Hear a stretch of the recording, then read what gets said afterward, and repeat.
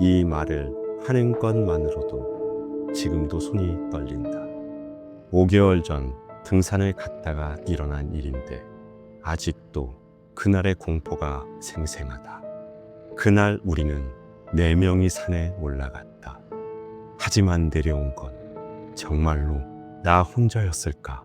지금도 확신할 수 없다. 내가 진짜 살아서 돌아온 건지. 본 내용은 1930년대 일제강점기 경기도 가평에서 창궐한 사이비 종교 백백교 사건 배경을 각색하여 재구성되었다. 2024년 7월 말이었다. 무더위가 극심했던 어느 금요일 저녁, 갑자기 민수에게서 연락이 왔다. 3년 만의 연락이었다. 야, 오랜만이다. 이번 주말에 등산 어때? 너무 갑작스러운 제안이었다. 민수는 원래 인도어파였거든. 등산 같은 건 절대 안 하는 타입이었는데. 민수야, 너 등산을 왜 갑자기? 요즘 운동 부족이라 의사가 권했어. 지훈이랑 태연이도 부를 건데 같이 안 갈래? 이 말도 이상했다. 우리 4명은 고등학교 때 친했지만 졸업 후에는 거의 연락을 하지 않았다. 하지만 오랜만에 친구들 만나는 것도 좋을 것 같아 나도 함께 가기로 했다. 그런데 통화를 끊고 나서도 이상한 느낌이 계속 들었다. 민수의 목소리가 평소와 달랐다. 너무 차분했고 마치 대본을 읽는 것 같았다. 토요일 새벽 6시 서울역에서 만나기로 했다. 민수가 가장 먼저 와 있었는데 첫 인상이 충격적이었다. 살이 많이 빠져 있었고 얼굴이 창백했다. 눈 밑에는 다크서클이 심하게 드리워져 있었다. 민수야, 많이 야위었네? 아, 다이어트 중이야. 건강해졌어. 웃으며 대답했지만 어색했다. 억지로 웃는 것 같았다. 지훈이와 태연이가 도착했을 때도 마찬가지였다. 모두들 민수의 변한 모습에 놀랐다. 지하철을 타고 버스를 타고 가는 동안 민수는 계속 창밖을 보며 중얼거렸다. 무슨 말인지 들리지 않았지만 입술이 계속 움직이고 있었다. 그리고 배낭에서 이상한 냄새가 났다. 썩은 것 같은 비릿한 냄새였다. 오전 9시경 가평에 위치한 명지산 입구에 도착했다. 주말인데 날씨도 덥고 휴가 기간이라서 그런지 사람은 별로 없었다. 민수가 준비해온 등산 장비를 보고 깜짝 놀랐다. 전문가 수준이었다. 로프, 헬멧, 심지어 호신용 스프레이까지. 이게 다 뭐야? 안전장비야. 산에서는 조심해야 해. 하지만 우리가 갈 산은 초보자 코스였다. 그런 장비가 필요한 곳이 아니었다. 등산을 시작하고 1시간 정도 지났을 때 민수가 갑자기 길을 바꿨다. 어디로 가는 거야? 더 좋은 코스 알고 있어. 경치가 끝내줘. 등산로를 벗어나면 위험하다고 지훈이와 태연이가 반대했다. 하지만 민수는 이미 앞서 걸어가고 있었다. 어쩔 수 없이 우리는 뒤를 따랐다. 그런데 이상한 점이 있었는데 민수가 그 길을 너무 잘 알고 있었다. 마치 전에도 여러 번 와본 것처럼. GPS도 안 보고 지도도 안 보면서 자신 있게 앞장섰다. 우리는 2시간을 더 걸었고 완전히 사람의 발길이 닿지 않는 곳에 도착했다. 나무들이 하늘을 가려서 어둡고 길도 거의 보이지 않았다. 발목이 빠질 정도로 낙엽이 쌓여 있었다. 지훈이도 태연이도 여기는 너무 깊고 어두운 곳이니 돌아가자고 했다. 하지만 민수는 들은 척도 안 했고 오히려 걸음이 더 빨라졌다. 그때 민수의 배낭에서 또 이상한 냄새가 났다. 이번엔 더 진했다. 호기심에 민수가 앞서 갈 때 배낭 지퍼가 조금 열린 틈으로 봤다. 안에 비닐 봉지가 들어있었는데 뭔가 빨간 액체가 묻어 있었다. 그 순간 등골이 서늘해졌다. 저게 뭘까? 민수를 부르려는 순간 갑자기 멈춰섰다. 이제 도착했다. 숲이 끝나는 지점에 오래된 건물이 하나 서 있었다. 2층짜리 콘크리트 건물이었는데 창문은 모두 깨져 있었고 벽은 이끼로 뒤덮여 있었다. 입구에 낡은 간판이 걸려 있었다. 백백 수련원이라고 적혀 있었지만 글자가 지워져서 잘 보이지 않았다. 여기가 어딘데? 옛날 종교 수련원이야. 지금은 폐쇄됐지만. 민수의 설명을 들으니 더 무서웠다. 폐쇄된 이유가 궁금했지만 묻기가 두려웠다. 지훈이와 태연이는 여기서 쉬었다가 바로 돌아가자고 했다. 하지만 민수는 비가 올 것 같으니 잠깐 피해 건물 안으로 들어가자고 했다. 하늘을 보니 먹구름이 끼어 있었고 곧 비가 내릴 것 같았다. 어쩔 수 없이 건물 안으로 들어갔다. 건물 안은 예상보다 넓었다. 1층에는 큰 홀이 있었고 2층으로 올라가는 계단이 있었다. 바닥에는 먼지가 두껍게 쌓여 있었고 곰팡이 냄새가 심하게 났다. 벽에는 종교적인 그림들이 여럿 걸려 있었는데 모두 색이 바래고 찢어져 있었다. 그런데 아무도 오지 않을 것 같은 건물 안 바닥에 발자국이 보였다. 그것도 최근에 찍힌 것 같았다. 여기 사람이 온 적 있나 봐.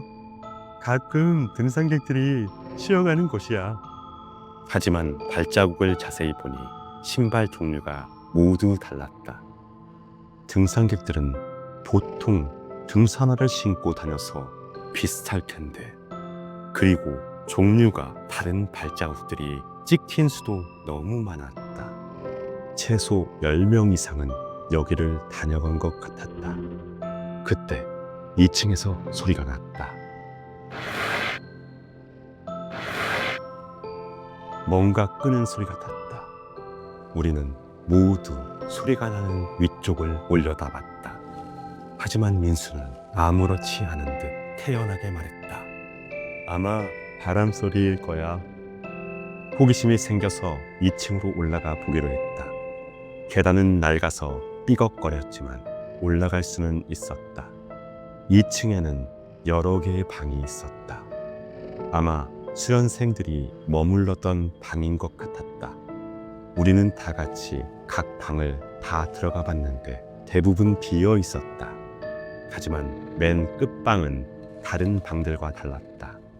내가 문 손잡이를 돌렸지만 굳게 잠겨 있어 열리지 않았고, 더 이상한 건 문 아래에서 이상한 냄새가 스멀스멀 올라오고 있었다. 민수는 나에게 비켜보라고 하더니 주머니에서 열쇠를 꺼냈다. 민수야, 그 열쇠는 어디서 난 거야? 좀 전에 아래층에서 주웠어.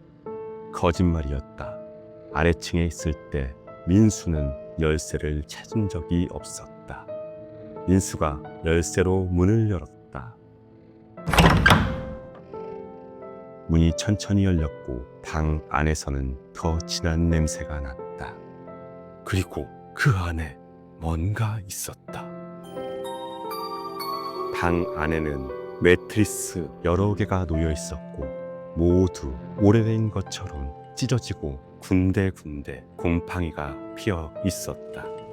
벽에는 손톱으로 긁은 자국들과 글씨들이 보였다. 살려줘. 집에 보내달라고. 왜 이런 일을? 가장 충격적인 건 구석에 있는 것이었다. 개인 소지품들이 쌓여 있었는데 지갑, 시계, 반지, 목걸이, 그리고 여러 대의 휴대폰까지 있는 걸 보니 서로 다른 사람들 것 같았다. 태연이가 그중 하나를 집어들었는데 지갑 안의 학생증이었고 사진을 보니 20대 여성이었다. 발급 일자는 비교적 최근인 작년이었다. 이거 뭐야? 왜 여기에? 그때 민수가 뒤에서 문을 닫았다. 돌아보니 민수가 문 앞을 가로막고 서 있었다. 그리고 손에 뭔가를 들고 있었는데 작은 병이었다. 라벨에는 수면제라고 써 있었다. 미안해. 정말 미안해. 민수의 눈에서 눈물이 흘러내렸다. 하지만 손은 계속 떨리고 있었다. 나도 피해자였어. 나는 울고 있는 민수에게 물었다. 민수야, 그게 무슨 소리야? 2년 전 민수도 누군가의 속임수에 빠져 이곳에 왔다고 했다. 그때 만난 사람이 이 일을 주도하는 자였고 민수에게 선택권을 줬다고 했다. 죽거나 아니면 다른 사람을 데려와라. 민수는 살기 위해 후자를 선택했고 우리를 여기에 데려온 것이었다. 그래도 이건 아니잖아. 친구들을 죽일 거야? 나도 싫어. 하지만 어쩔 수 없어. 그 순간 태연이가 민수를 밀쳐 민수가 들고 있던 병을 바닥에 떨어뜨리며 쓰러졌다. 그 틈에 지훈이가 방문을 열려 했지만 문은 쉽게 열리지 않았다. 밖에서 누군가 잠근 것 같았다. 그때 복도에서 여러 명이 걷는 발소리가 들렸다. 민수가 공포에 질린 표정을 지었다. 그들이 왔어. 문이 열리고 3명의 남자가 들어왔다. 모두 40에서 50대로 보였다. 평범한 아저씨들 같았지만 눈빛이 섬뜩했다. 그들 중 한 명이 말했다. 민수야, 잘했다. 이번에도 약속을 지켰구나. 민수가 바닥에 엎드리며 빌었다. 이제 저를 놓아주세요. 아직이야. 한 명이 더 필요하거든. 무슨 소리인지 이해할 수 없었다. 우리가 3명인데 한 명이 더 필요하다니. 그때 알았다. 민수도 그들의 목표 중 하나였다는 것을. 처음부터 4명 모두가 타겟이었던 것이라. 민수는 단지 미끼 역할을 했을 뿐이었다. 그들이 가져온 가방에서 로프와 테이프를 꺼냈다. 그리고 주사기도. 우리를 완전히 무력화시킬 작정이었다. 그때 갑자기 지훈이 창문을 깼다. 유리 조각이 사방으로 튀었다. 지훈이의 팔에서 피가 흘러내렸지만 개의치 않고 창문으로 뛰어 올랐다. 2층 높이였지만 선택의 여지는 없었다. 나와 태연이도 뒤따라 뛰어내렸다. 착지할 때 발목을 약간 삐끗했지만 다행히 크게 다치지 않았다. 민수도 따라오겠지 생각했지만 그 남자들이 붙잡았다. 나는 신경 쓰지 말고 빨리 도망가.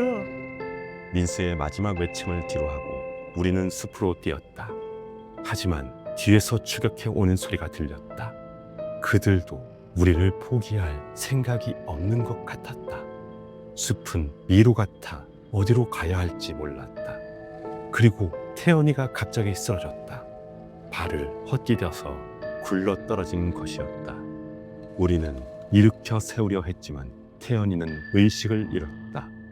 머리를 심하게 바위에 부딪혔다. 지훈이와 함께 태연이를 부축하려 했지만 추격자들이 너무 가까이 와 있었다. 지훈이는 나를 보며 말했다. 너라도 먼저 가. 경찰에 신고해줘. 친구들을 두고 갈 수 없어 망설였지만 지훈이 강하게 나를 밀쳐냈다. 빨리 가. 우리 모두 잡히면 끝이야. 결국 나는 혼자 도망쳤다. 평생 잊을 수 없는 죄책감을 안고 2시간을 뛰어서 드디어 등산로를 찾았다. 그리고 즉시 119에 신고했다.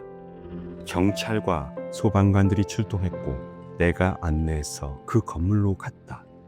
하지만 건물은 비어 있었다. 아무도 없었다. 친구들도 그 남자들도 모두 사라져 있었다. 수색 작업이 며칠간 계속됐지만 친구들은 찾을 수 없었다. 더 이상한 건 그 건물의 상태였다. 내가 봤던 개인 소지품들이 모두 사라져 있었고 벽에 낙서들도 흔적도 없이 사라져 있었다. 마치 아무 일도 없었던 것처럼. 경찰은 내가 극심한 스트레스로 환각을 봤다고 결론지었고 친구들은 실족사나 조난 사고를 당했을 것이라고 했다. 하지만 시체는 발견되지 않았다. 그 일이 있고 난 뒤 지금은 5개월이 지났다. 나는 정신과 치료를 받고 있는 중이고 의사는 외상 후 스트레스 장애라고 진단했다. 하지만 나는 알고 있다. 그날 일은 환각이 아니었다는 걸. 어젯밤 집 앞에서 민수를 봤다. 멀리서였지만 분명히 민수였는데 뭔가 달라졌다. 움직임이 부자연스러웠고 얼굴 표정도 이상했다. 그리고 민수 옆에 다른 사람들도 같이 서 있었다. 지훈이와 태연이 같았다. 그들이 나를 찾고 있는 것 같았다. 마치 곧 데려갈 거야 라고 말하는 것 같았다. 이 글을 쓰는 지금도 창밖에서 누군가 나를 지켜보고 있다. 어제는 택배 기사로 변장한 남자가 찾아왔는데 택배는 없고 그냥 집 위치 확인차 왔다고. 오늘은 가스 검침원이라는 사람이 찾아왔다. 가스 회사에 확인해보니 그런 일정은 없다고 했다. 그들이 점점 나를 데리러 가까이 오고 있다. 그리고 어젯밤 꿈에서 내가 다른 누군가를 산으로 데려가는 꿈을 꿨다. 깨어나서 얼마나 소름이 돋았는지. 설마 나도 그들처럼 되는 것은 아닐까? 그들의 발소리가 문 앞에서 들린다. 구독과 좋아요, 알림 설정을 부탁드립니다. 여러분, 행복하세요.